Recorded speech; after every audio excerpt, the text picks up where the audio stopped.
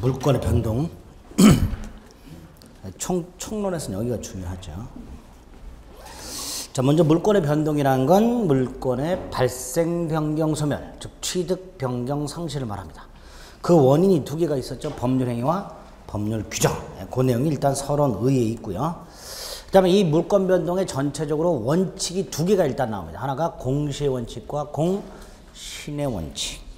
공시라는 건 우리가 뭘 들어왔지요. 물건이 누구에게 있는지를 대외적으로 알리는 것, 그 공시고요. 그리고 국가가 공시 방법으로 부동산은 등기, 동산은 점유를 만들어 놓고요. 이걸 지켜라, 공시의 원칙이라는 걸 세워놓게 됩니다. 이때 공시의 원칙을 지키게 하기 위해서 두 가지 주의가 대립이 됩니다. 하나가 형식주의, 성립요건주의, 독법주의. 독일에서 시작했다 그래서 독법주의예요. 의사주의, 대항요건주의, 불법주의. 프랑스, 즉 불란서에서 시작했다 그래서 불법주의 이렇게 불러요. 간단히 이 차이만 좀 비교를 먼저. 갑과 을이 1월 10일 날 아파트 매매 계약 하고요. 1월 20일 날 갑이 을에게 등기 서류하고 열쇠를 건네주고요. 을은 갑에게 대금을 지급. 그리고 한 1월 25일쯤 을 명의로 이전 등기 했을 때 일단 상식적으로 계약만으로는 소유권이 넘어가지 않는다는 건 분명하죠. 자, 이때 갑이 을에게 등기 서류를 넘겨주고 열쇠를 넘겨주고 대금을 전부 받았다면 갑은 이 아파트가 더 이상 자기 소유가 아니라고 보통 생각을 할 것이고요. 을도 등기 서류와 열쇠를 넘겨받았고 돈을 다 줬다면 이제부터 이 아파트가 내 거다라고 생각을 할 거예요. 그래서 보통 1월 20일 날 을은 가족들을 데리고 이 아파트를 가본다 그랬죠? 이게 우리 집이다 이렇게. 그럼 결국 1월 20일 날 갑과 을 사이에서는 이 아파트에 대한 소유권이 갑에서 을로 넘어갔다라고 생각이 일치하죠. 그렇죠? 이걸 물권적 합의라고 해요. 요 물권적 합의만으로 소유권이 을에게 넘어간다가 의사주의예요. 그러니까 의사주의에 의하면 소유권이 언제 넘어가요? 1월 20일 날. 그럼 이 의사주의는 이 등기가 어떤 기능을 하냐? 을이 제3자에게 이 아파트가 내 거다라고 주장하기 위한 요건이에요. 그래서 의사주의를 다른 말로 대항요건주의라고도 합니다. 의사주의에 의할 때 공시방법은 무슨 요건이 된다고요? 대항요건. 반면에 뭔 개소리냐, 이것까지 해야 소유권이 넘어간다가 형식주의예요. 그래서 형식주의에 의할 때는 등기가 물권 변동을 완성하는 요건이라서 성립요건주의라고 불러요. 이렇게 공시, 등기와 같은 공시 방법이 대항요건으로서 기능하냐, 물권 변동을 완성시키는 성립요건으로서 기능하냐에 따라서 의사주의, 형식주의라고 부르게 됩니다. 이때 대항요건주의는 치명적인 단점이 하나 있어요. 뭐냐? 요 사이에. 대항요건주의에만 소유권은 이미 누구한테 넘어왔어요? 을에게 넘어와 있죠. 그러나 등기는 여전히 누구한테 남아있어요? 갑에게. 그래서 내부적으로 갑을 사이에서는 소유권이 을에게 넘어와 있지만 등기를 통해서 외부에 보여지는 소유권은 여전히 갑에게 남아있는, 그래서 법률관계가 조금 복잡해지는 이런 약점이 있어요. 대항요건주의는. 반면에 성립요건주의는 결정적인 장점이 하나 있어요. 뭐? 물권 변동 시기가 명확. 그렇죠? 그래서 우리나라는 뭘 취하고 있다? 성립요건주의, 형식주의를 취하고 있다. 이렇게 대항요건주의와 형식주의를 구별하시고 우리나라는 형식주의를 취하고 있다를 기억해 주시면 됩니다. 됐죠? 자, 다음 페이지에 보면 공신의 원칙이라는 게 있습니다. 공신의 원칙은 예를 들어서 A 토지가 소유권 등기가 을 이름으로 되어 있다. B 노트북을 점유를 을이 하고 있다. 자, 을은 공시 방법을 갖추고 있죠. 그렇죠? 그러면 당연히 제3자가 봤을 때는 이 을을 권리자로 믿을 거예요. 그렇죠? 그리고 보통 을이 권리자 맞아요. 99% 을이 권리자일 거예요. 근데 우리나라에서는 아닌 경우도 있을 수 있다 그랬어요. 예를 들어서 얘가 가장 매수인이에요. 그럼 가장 매수인은 가장 매수인 이름으로 등기가 되어 있다 하더라도 소유권을 취득할 수가 없지요. 그 다음에 요 놈이 도둑놈이야. 그럼 을은 노트북을 아무리 점유하고 있다 하더라도 소유자가 아니에요. 결국 얘가 진정한 권리자라면 별 문제가 없지만 얘가 만약에 권리자가 아니라면 문제가 생겨요. 권리자가 아님에도 불구하고 권리자로 등기되어 있고 권리자처럼 점유하고 있을 때 제3자가 얘를 권리자로 신뢰, 믿는 문제가 생긴단 말이에요. 이거를 공신이라고 해요. 그래서 공신은 권리자 아닌 자의 등기나 권리자 아닌 자의 점유가 있을 때 제3자가 권리자의 등기, 권리자의 점유로 믿는 것, 이게 공신이고, 앤드 이놈이 거기서 더 나아가서 거래까지를 해요. 돈 주고 사요. 을을 믿고. 이때 얘는 결과적으로 권리자 아닌 자하고 거래했으니까 권리를 취득할 수 없어야 돼요. 그런데 얘가 권리를 취득할 수 있다! 고 하는 걸 공신의 원칙이라고 해요. 왜 이걸 인정해 줄까요? 거래 안전, 거래 신속을 보장하기 위해서.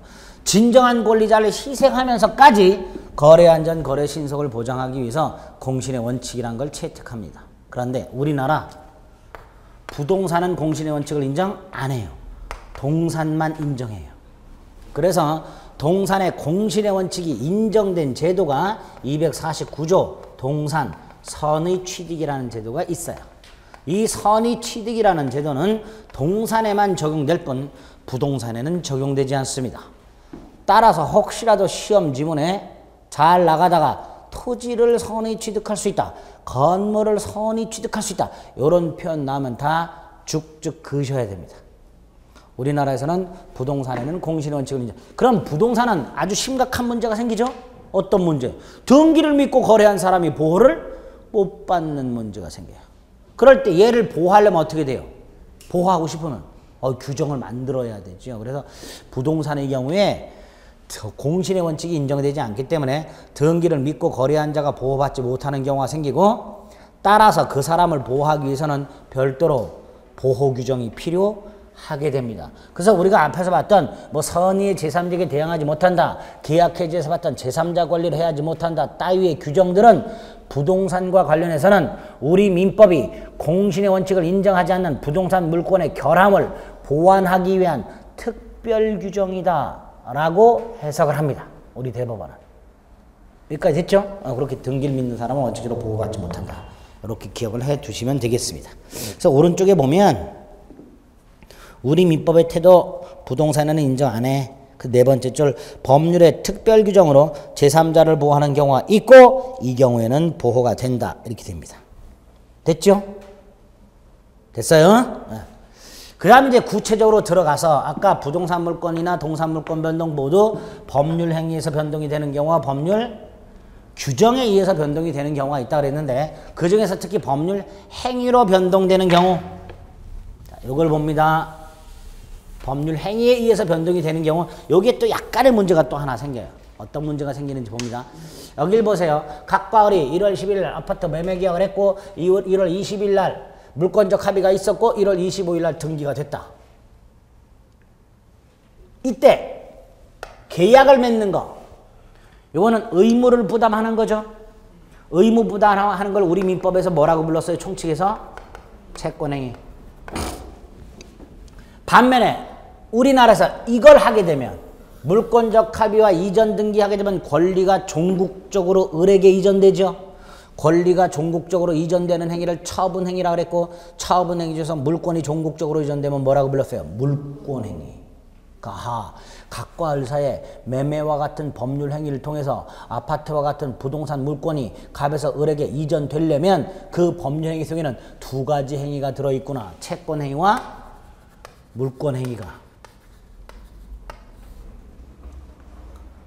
이때 동산의 경우에는요. 동산의 경우에는 채권 행위와 물권 행위가 보통 하나로 이루어져요.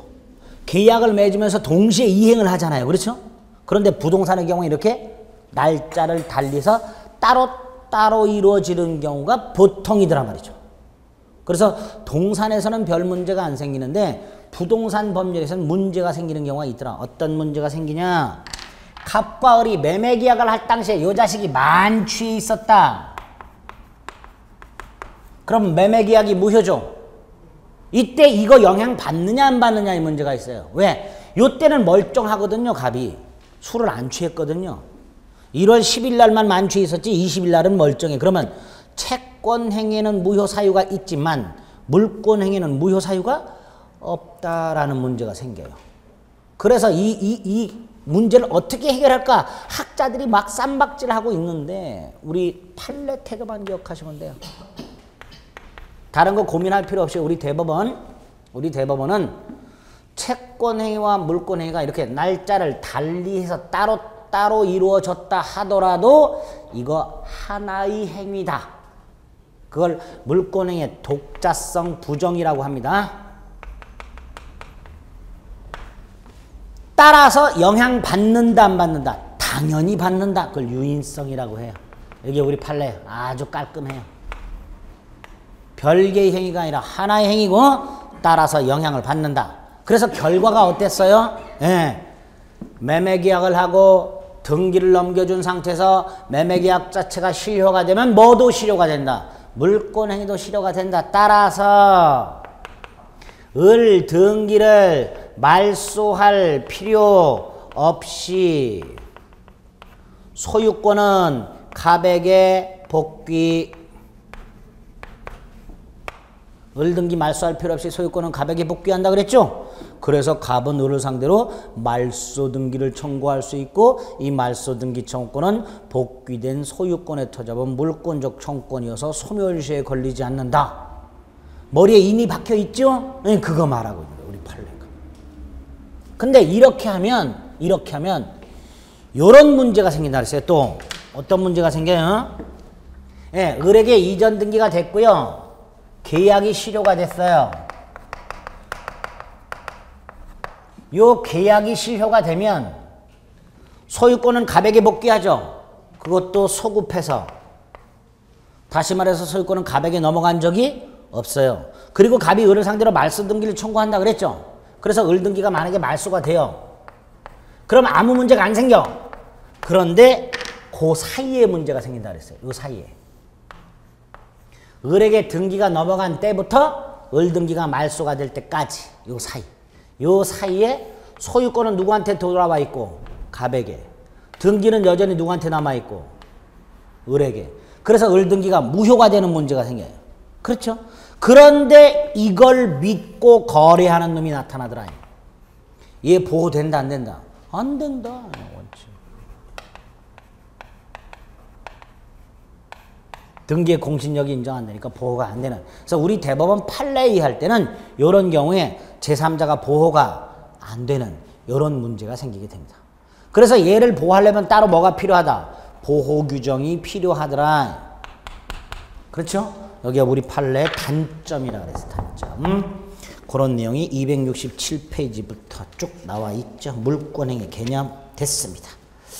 그 정도 보시고 이제 구체적으로 조문 2개 확인합니다. 186조와 187조. 먼저 268페이지 부동산 물권의 변동, 법률 행위에 의한 부동산 물권의 변동. 자, 이때 법률 행위 매매 생각하시자. 186조 부동산에 관한 법률 행위로 인한 물권의 득실 변경은 등기해야 효력이 생긴다. 무슨 요건주의예요? 성립요건주의. 무슨 요건주의? 성립요건주의. 187조. 자, 문장이 2개로 이루어져 있네요. 상속, 판결, 공용지수, 경매, 기타 법률 규정에 의한 물권의 취득은 등기를 요하지 않는다. 아하, 상속받았을 때는 내 이름으로 등기 안 해도 되는구나. 이걸 187조 본문. 그러나 등기하지 않으면 처분하지 못한다. 이걸 187조 단서. 됐죠? 자, 먼저 밑에 186조 성립요건주의, 즉 두 번째 줄 형식주의를 채택하고 있다. 다만 동그라미 1번 186조 적용 범위에서 두 번째 줄 점유권과 유치권은 등기 필요 없습니다. 점유권하고 유치권은요 점유가 공시방법이에요. 뭐가 공시방법이라고요? 점유. 등기법에 등기할 수 있는 길도 없어요. 자, 동그라미 2번이 문제가 되는데요. 지금 우리 매매 같은 건 등기하라. 확실하죠? 교환 계약했다. 등기해야 된다. 증여했다. 등기해야 된다. 확실합니다. 그런데 애매한 것들이 있어요. 그것들이 몇 가지 합니다. 그래서 요 186조와 187조는요 문제가 이런 형태로 나옵니다. 박스 쳐놓고요. 다음 중 등기를 요하는 것을 고르면, 다음 중 등기를 요하지 않는 것을 고르면 이런 형태가 하나 나오는 경우가 있고요. 아예 다음 중 연결이 옳은 것은 틀린 것은 해서 요렇게 해놓고 등기 필요, 등기 불요 요렇게 연결시켜서 OX를 판단하라. 이런 문제들도 나와요. 그래서 등기를 해야 되는 것, 등기 필요 없는 것들을 구별하실 필요가 있더라. 그래서 나온 게 186조 적용 범위, 적용 여부예요. 일단 양가를 번 매매, 교환, 등기해야 되죠. 그렇죠? 그 다음에 양가로 2번. 자, 갑이요. 건물이 있는데요. 이 건물을 출연, 재산을 기증한다 이런 뜻의 출연이란 말은 비장학재단 법인을 설립해.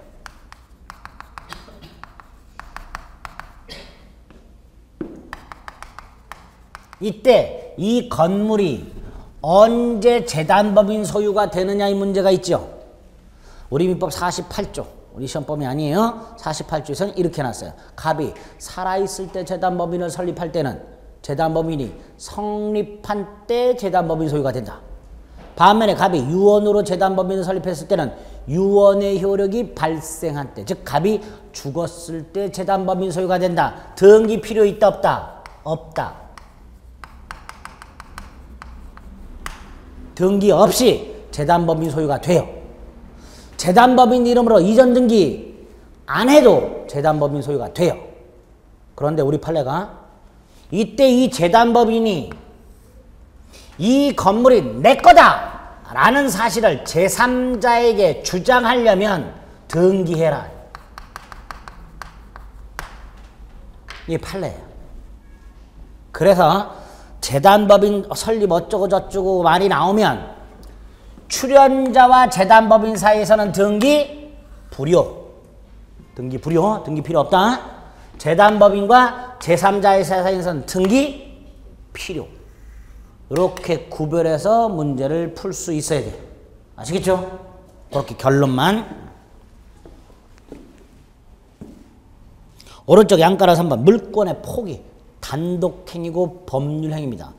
따라서 부동산 물권 포기할 때는 말소 등기 필요. 말소 등기 필요. 등기 필요.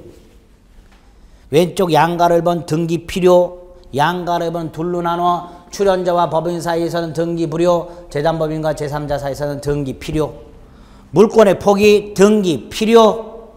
4번 점유취득시효 245조 1항에서 등기하라고 돼 있어. 아, 등기 필요. 5번 이행판결 법원이 갑은 을에게 소유권 이전 등기 하라! 라고 뭘 하라고 판결하는 게 이행판결이에요. 등기 필요. 등기 필요. 이렇게 기억을 해요. 근데 아까 이건 어땠어요? 채권행위라는 원인행위가 실효가 되었을 때 물권이 복귀하는 거 등기 필요 없다. 등기 불요. 뭐 이렇게 되겠죠? 구별할 수 있어요. 이렇게. 시험 문제 나오면 그래서 다음 중 등기를 요하지 않는 것을 고르면 1번 부동산 물권의 포기, 2번 소유권 이전 등기를 명하는 판결, 3번 점유취득시효, 4번 재단법인과 출연자의 사이에 부동산 소유권의 귀속, 5번 원인행위 실효한 물권의 복귀. 이렇게 나오면 5번을 딱 고를 수 있으면 되는 거예요. 그렇죠? 네. 문제 풀 때 확인합니다. 네. 지금은 뭐 제 말조차 따라오기가 힘들죠? 예, 괜찮아요. 괜찮아요.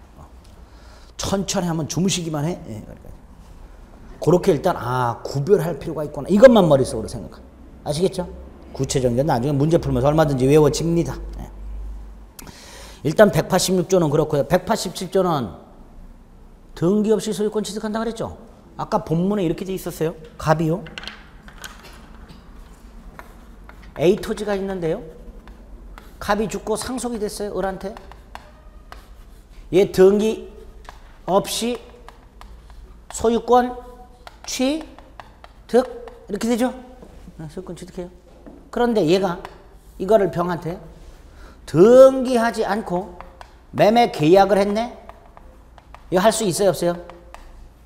을이 을의 이름으로 등기하지 않고 매매 계약할 수 있어요 없어요? 이건 할 수 있죠. 이건 유효해요. 왜? 매매 계약은 처분행위가 아니라 채권행위. 187조 단서에서 뭐라 그랬어요? 등기 없이는 매매하지 못한다가 아니라 처분하지 못한다. 그 처분을 조심하시다. 그러니까 우리 판례도 등기 없이 매매 계약하는 건 돼. 처분을 못할 뿐이야. 그러니까 만약에 을이란 놈이 이렇게 막바로 등기 넘겨주는 거 이거 안 돼. 이거 안 돼. 네 이름으로 등기를 하고 그리고 등기를 넘겨줘. 이게 된다. 이게. 이런 의미예요. 무슨 말인지 아시겠죠? 그래서 187조 단서의 취지는 등기하지 않으면 처분하지 못한다의 취지는 등기 없이 취득한 물건을 등기 없이 처분하는 것을 금지할 뿐. 그래서 중간 생략 등기해버리면 이 사람이 소유권을 취득할 수 없다는 것을 의미할 뿐 그 행위에 채권적 효력까지 무효로 하는 것은 아니다. 이렇게 얘기하게 됩니다. 계약 자체는 유효한 거예요. 그래서 187조 단서의 취지를 먼저 187조와 187조 단서 확인하시고, 자, 상속의 경우에는 등기 없이 소유권 취득하죠. 자, 상속하고 동급 두 개 포괄유증과 회사 합병 상포회 이렇게 외웠었죠. 지금까지는 상속이 주로 나왔었는데 회사 합병이나 포괄유증이란 말이 나와도 뭐 필요 없다? 등기 필요 없다. 공용징수는 됐고요. 한 장 넘기세요. 판결이라고 되는데 무슨 판결이라고 됐어요? 형성 판결. 거기에 가로 안에 뭐라고 됐어요? 공유물 분할 판결. 등기 필요 없어요? 작년 시험 지문에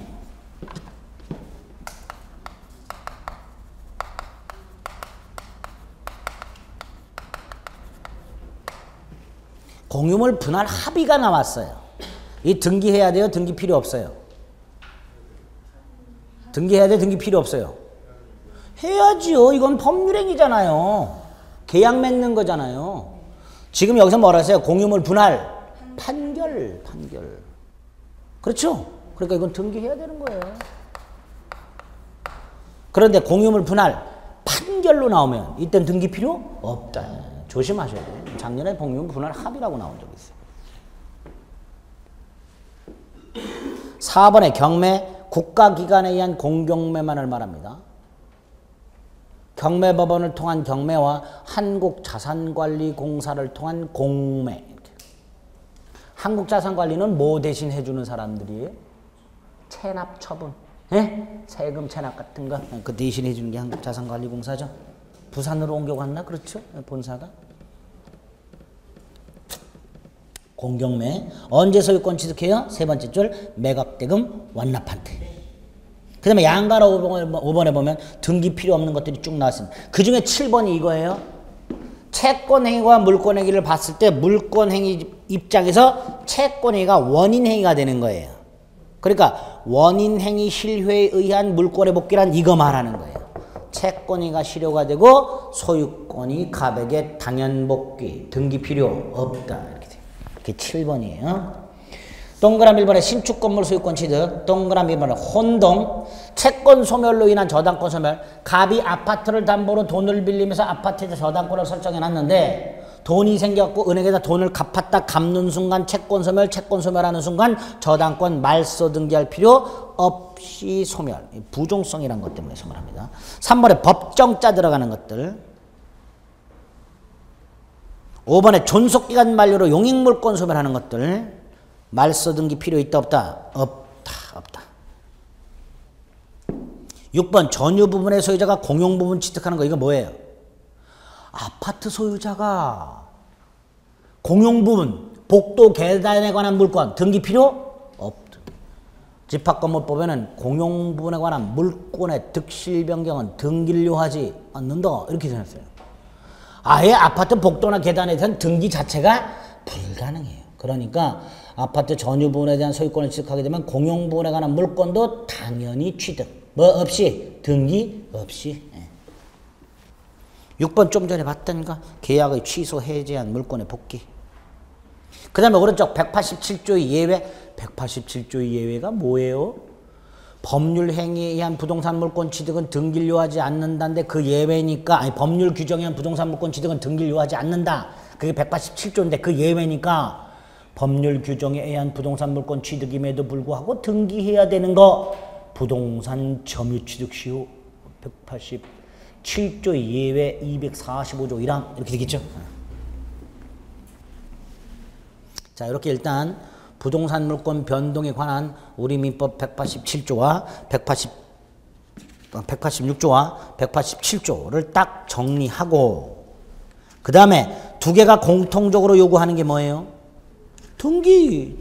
186조는 물권 변동 요건으로서의 등기, 187조는 등기 없이 취득한 부동산 물권을 처분하기 위한 요건, 처분 요건으로서의 등기 이렇게 되겠죠. 요 등기와 관련해서 구체적으로 등기가 뭐고, 등기의 종류가 뭐가 있고, 등기소는 뭐고, 등기관은 뭐고, 등기 절차는 뭐고, 등기사항은 뭐고 이런 것들은 2차 과목에서 공부하시면 되고요. 우리는 민법에서 딱 필요한 것만. 자, 먼저 등기 청구권.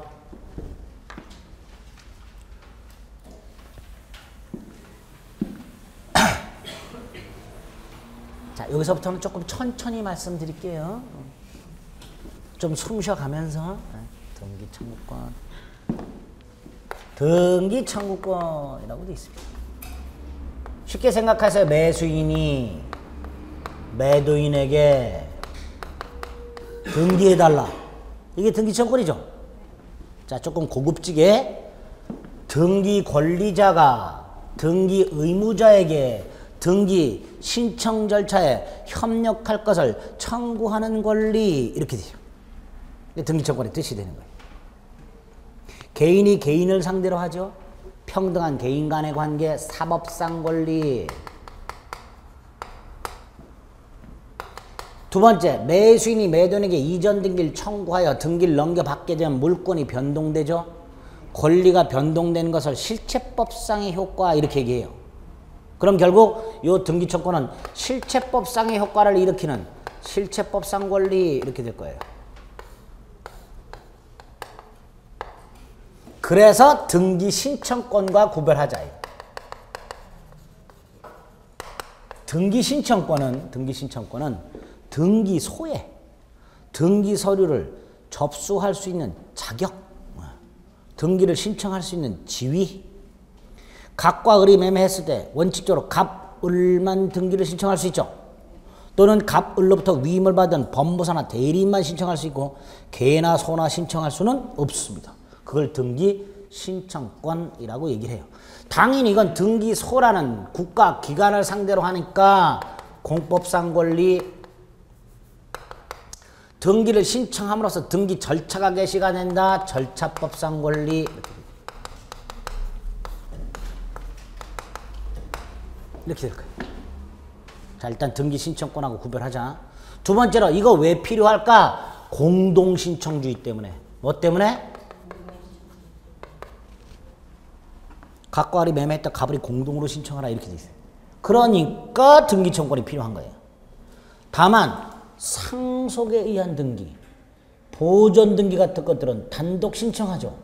당연히 단독 신청할 때는 등기 청구권에 문제가 생기지 않을 것이고요. 등기 신청권도 공동 신청이나 단독 신청하고는 무관하겠죠. 세 번째로 반대의 경우가 있을 수 있더라. 매도인이 매수인한테 빨리 등기를 넘겨가라. 이거 인정돼야 돼요. 그렇죠? 안 넘겨가 이 자식이. 6월 1일이 될 때까지 5월 초에 넘겨가기로 한 놈이. 그럼 매도인 입장에서는 똥끝이 타죠. 그러니까 넘겨가라. 그걸 등기, 인수청구권. 아하, 등기 청구권은 꼭 권리자가 의무자를 상대로만 하는 것은 아니구나. 의무자가 권리자를 상대로 할 수도 있구나. 자, 일단 이렇게 개념. 그 다음에 구별되는 것 이런 것들 먼저 생각하십니다. 그리고 등기 청구권에서 시험 문제 나오는 것들이 이런 것들이 등기청권의 성질. 등기청권은요, 채권적인 놈이 있고 물권적인 놈이 있습니다. 채권적 청권, 물권적 청권. 시험 문제도 이렇게 나온 적이 있어요. 다음 등기청구권 중 성질이 다른 하나는 채권적 4개, 물권적 하나 딱 해놓고 물권적 골라라. 이게 나왔었어요. 구별하실 수 있어야 돼요. 왜 구별할까요, 이거? 소멸시효가 달라요. 채권적이라면 원칙적으로 10년을 행사 안 하면 소멸해요. 그러나 물권적이라면 원칙적으로 소멸시효에 걸리질 않아요. 그래서 구별합니다. 구별하는 이유가 여기 있어요. 근데 어떻게 구별하는가? 발생 원인 갖고 구별해요. 자, 발생 원인이 매매와 같은 법률 행위라면 채권적.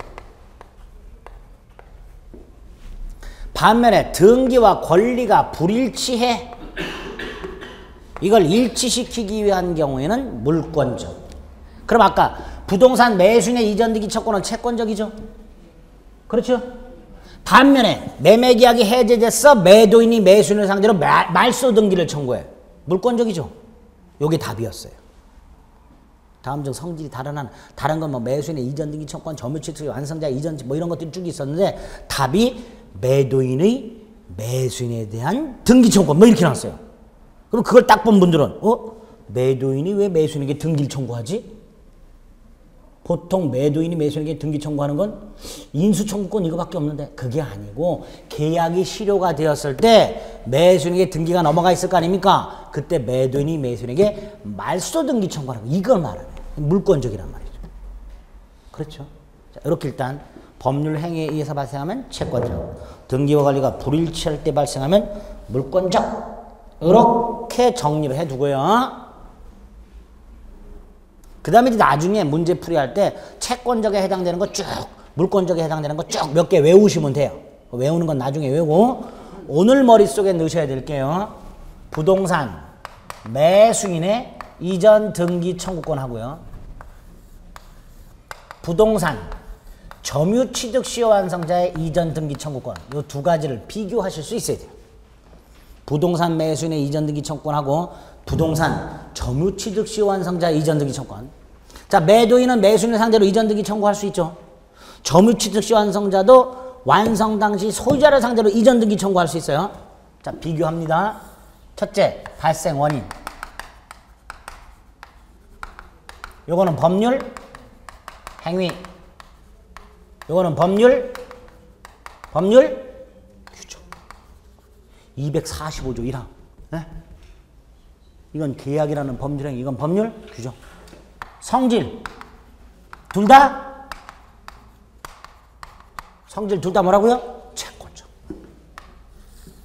자, 소멸시효.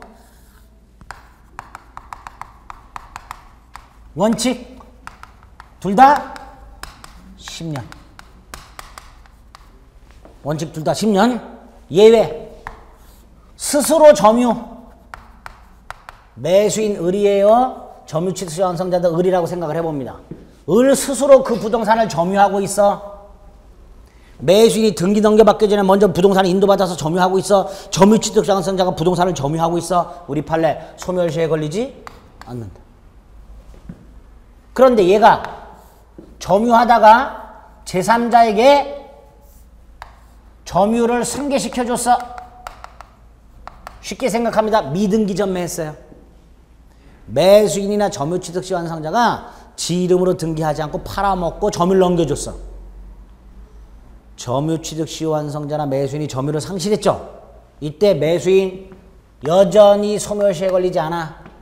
그러나 이 경우 점유 상실한 때부터 10년의 소멸시효에 걸려. 요거 구별하시고. 아시겠죠? 그래서 부동산 매수인의 이전 등기 청구권과 점유 취득 시효 완성자 이전 등기 청구권을 이렇게 구별하실 수 있어야 됩니다. 그 내용이 272페이지 한가로 1번에 동그라미 1번과 밑에 동그라미 2번에 나와 있고요. 오른쪽에 한가로 3번 물권적 청구권인 경우 동그라미 1번 이거 말씀드렸던 거고, 특히 두 번째, 원인 행위인 매매계약이 무효 취소 해제된 경우 소유권은 매도인에게 자동으로 복귀하므로 실제 소유자인 매도인은 매수인을 상대로 말소 등기를 청구할 수 있다. 소유권의 터잡은 물권적 청구권이다. 또 하나가 동그라미 2번, 진정명의 회복을 위한 이전 등기 청구한. 자, 여기 보세요. A 토지가 있어요. 소유자가 갑으로 되어 있어요. 이게 매매를 통해서 을에게 넘어갔어요. 또 넘어갔네. 또 넘어갔어. 야, 현재 정에게 넘어가 있어요. 그럼 이 부동산은 현재 정소유죠. 그렇죠? 아, 문제가 생겼어. 요 둘이 매매를 할 당시에 이 자식이 또 만취해 있었네. 이 자식한테 맨날 만취해 있어. 계약할 때. 좀 정신 차리고 계약을 하지, 이 자식이. 자, 만약에 갑이 을과 매매 계약을 할 당시에 만취해 있었다면 엄청난 일이 생겨요. 줄줄이 무효. 다시 말해서 현재 소유자는 누구다? 갑이다. 이때 갑은 진정한 자신의 등기 명의를 회복해야죠. 방법은 을, 병, 정을 상대로 줄줄이 말소 청구. 순순히 안 해주겠죠? 대법원까지 가요. 한 놈 상대로 2년. 세 놈을 상대로 하니까 몇 년? 6년. 뒤로 한 10명이 더 있어. 으악! 한 3, 40년 걸려. 갑이 에라 모르겠다 마지막 놈을 상대로 이전 등기를 청구했어요. 갑이. 그랬더니 우리 판례가 기다렸다는 듯이 받아줘. 이걸 진정명의 회복을 위한 이전 등기 청구라고 합니다. 법원을 상대로 30명이 있다 그러면 소송이 30건일 거 아니에요. 근데 한 건으로 끝나죠. 법원 입장에서는 얼마나 좋아. 그러니까 현재 부동산 소유자가 우리 판례 현재 부동산 소유자 예지요. 현재 등기 명의를 상대로 자신의 진정한 등기 명의를 회복하는 방법으로 줄줄이 말소 청구하는 외에 이전 등기를 청구할 수도 있다. 이걸 진정명의 회복을 위한 이전 등기 청구라고 하게 됩니다. 그럴 때 이 이전 등기 청구권 소유자가 명의인을 상대로 하는 거죠. 권리와 등기의 불일치를 시정하기 위한 등기다. 그래서 뭐다? 물권적이다. 이렇게 되죠. 소유권에 터잡은 물권적 청구권에서 뭐에 걸리지 않는다? 소멸시에 걸리지 않는다. 그게 동그라미 2번. 자, 동그라미 3번. 갑소유 땅에 을이 돈을 빌려주고 근저당권을 가지고 있습니다. 이 상태에서 만약에 돈을 갚았다. 변제하면 소멸하죠. 변제하는 순간 채권 소멸했으니까 근저당권 말소 등기 없이 소멸. 그리고 며칠 있다 말소 되겠죠. 만약에 을이 말소 안 해. 그럼 갑은 말소 청구해야죠. 그래 안 그래? 네, 말소 청구. 아, 순서를 이렇게 해야 됐구나. 돈을 갚고 먼저 말소 청구. 이 말소 등기 청구죠. 말소. 등기 말소를 청구하는 게 아니라 말소 등기를 청구하는 거죠. 말소 등기도 등기죠. 자, 말소 등기 청구 두 개가 있어. 두 개가 있어. 각과 을이 처음에 계약을 할 때 돈 갚으면 말소하기로 했겠죠. 그 계약에 터잡은 청구권이 하나 있어요. 또 하나는 이게 말소가 안 돼 있어서 얘가 소유권이 방해당하고 있어요. 예? 아, 소유권에 터잡아서도 말소 등기를 청구할 수 있구나. 이때 계약에 터잡은 말소 등기 청구는 법률 행위를 통해 생긴 거니까 뭐? 채권적. 예? 그래 안 그래요? 소유권에 터잡은 건 소유권이랑 물권에 터잡은 거니까 물권적. 이렇게 될 거예요. 그래서 이 상황에서 갑에게 말소 등기 청구권이 두 개가 생겨요. 계약에 터잡은 말소 등기 청구권, 채권적 청구권. 소유권에 터잡은 말소 등기 청구권, 물권적 청구권. 여기까지 됐죠? 이 상태에서 땅을 팔았어. 그래서 얘가 소유권을 넘어갔어. 그러면 갑이 갖고 있던 두 개의 말소 등기 청구권 중에서 둘 다 안 넘어간다, 둘 중에 하나만 넘어간다, 둘 다 넘어간다. 예? 아니 갑이 지금 소유권 팔았잖아요. 그래 안 그래? 그러니까 이것도 넘어가야 되죠? 둘 다 넘어간다. 둘 중에 하나만 넘어간다. 둘 다 안 넘어간다. 둘 중에 하나만 넘어간다. 그 중에 뭐만 넘어간다?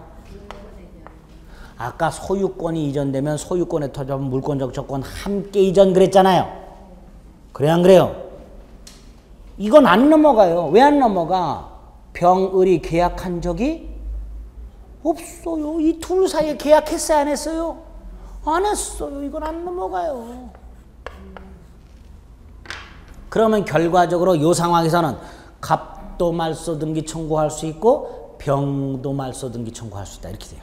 요게 시험 문제에 나왔어요. 뭐라고 나왔냐? 양수인만 말소 등기 청구할 수 있다. X. 예? 그렇잖아요.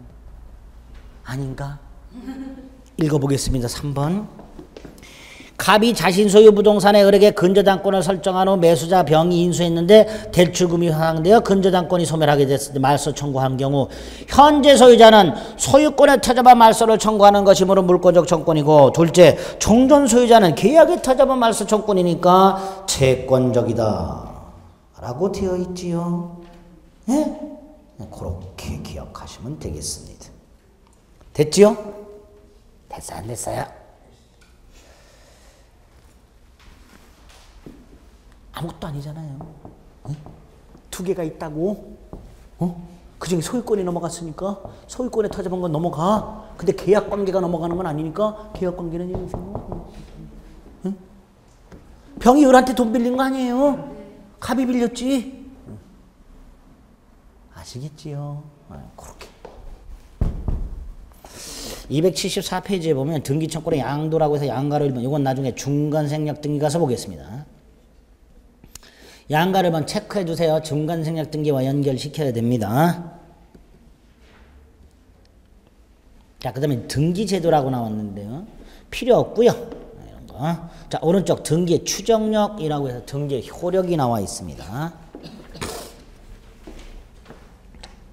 자, 우리 등기와 관련된 거 보고 있어요. 그 중에 등기 청구권 하나 본 거예요. 자, 그 다음에 등기의 효력, 그 중에 등기의 추정력.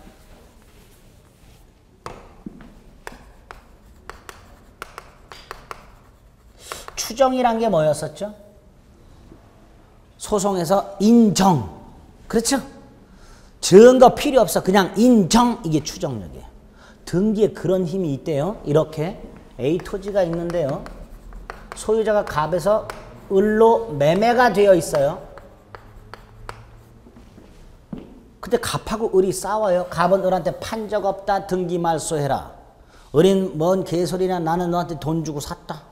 싸우고 있는데 말만 있지 증거가 없어요. 이럴 때 법원은 등기부를 딱 떼어봤더니 매매로 되어 있고 을로 되어 있다. 그럼 이거 인정, 이거 인정. 그게 등기의 추정력. 등기부에 기재된 대로 권리관계가 존재하는 것으로 인정하는 힘. 이게 등기의 추정력. 이렇게 됩니다.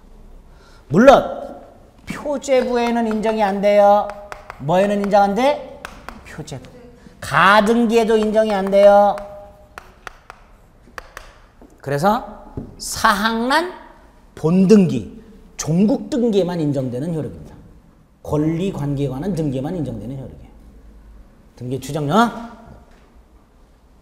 자, 어느 범위에서 추정력을 인정해 주는가? 우리 판례 첫째, 절차적 법. 등기가 일단 이루어지면 그 절차는 적법하게 이루어진 걸로, 심지어는 등기부에 기록이 안 된 것까지 인정해요. 농지법상 이전 등기가, 농지에 대한 이전 등기가 됐으면 매수인은 농지 취득 자격 증명을 갖췄다. 중간생략 등기가 있어, 합의가 있다. 대리인에 의한 등기 신청돼서 대리권이 있다. 이런 것까지 추정을 해줍니다. 에? 그게 절차적법에서 나오는 것들이에요. 원인 매매로 기재돼 있어, 매매가 있었다. 권리 소유권 있다. 여기에 만약에 저당권자 병이 있다. 너 저당권 있다. 나아가 채권도 있다. 담보물권이 등기돼 있어 뭐도 있다? 피담보 채권의 존재도 추정. 다 해줘요. 일단 무지하게 강력합니다. 이거. 두 번째로 인적 범위. 이건 물적 범위고요. 인적 범위는 누가 주장할 수 있느냐? 누구에게 주장할 수 있느냐? 자, 먼저 누가? 예컨대 요 경우 을. 병한테 을이 내 걸로 추정된다 라고 주장할 수 있어요, 없어요? 있겠죠? 등기 명의인이 주장할 수 있어요. 이번엔 이렇게 소송이 붙었어요. 병이 이렇게 말해요. 을이 소유자로 추정된다 라고 갑에게 주장할 수 있다, 없다? 있다. 제3자도 주장할 수 있어요. 자, 누구에게 주장할 수 있는가? 을이 병에게 주장할 수 있습니다. 제3자에게. 을이 갑에게도 주장할 수 있어요. 전등기 명의인에게. 그래서 추정력의 인적 범위 누가? 누구에게 주장할 수 있는가? 기억하시고 세 번째로 세금이 부과가 됐네? 뭐가 부과됐어요? 을한테 세금 부과되겠죠? 을이 이렇게 말, 제 거 아닌데요? 그래도 법원은 뭐라 그래요? 네가 소유자로 추정된다. 세금 내라. 다시 말해서 등기명인의 이익인 사실뿐만 아니라 불이익한 경우에도 추정력이 인정된다. 세금 납부와 같은 경제적 불이익인 경우에도 추정력은 인정이 된다. 자, 일단 그런 내용들이 275페이지 등기 추정력 범위라고 해서 쭉 나옵니다. 276페이지 양가로 2에 동그라미 1번까지. 그 다음에 밑에 동그라미 3번 기역, 니은, 디귿까지. 됐죠? 그 다음에 추정된 사실은 반대 사실이 증명되면 깨진다 그랬어요. 그렇죠? 자, 이 추정력이 깨지는 것과 관해서 오른쪽 보존 등기의 추정력 깨지는 것만 생각합니다.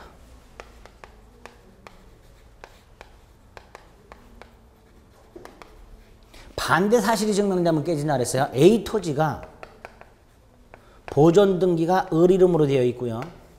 B 건물이 보존 등기가 을의 이름으로 되어 있어요.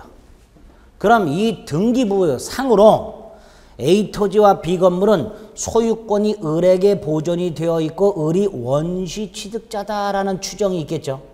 보존 등기는 누가 하는 거니까 원시 취득자가. 그런데 이 보존 등기 명인과 원시 취득자가 다르다는 사실이 밝혀졌어요.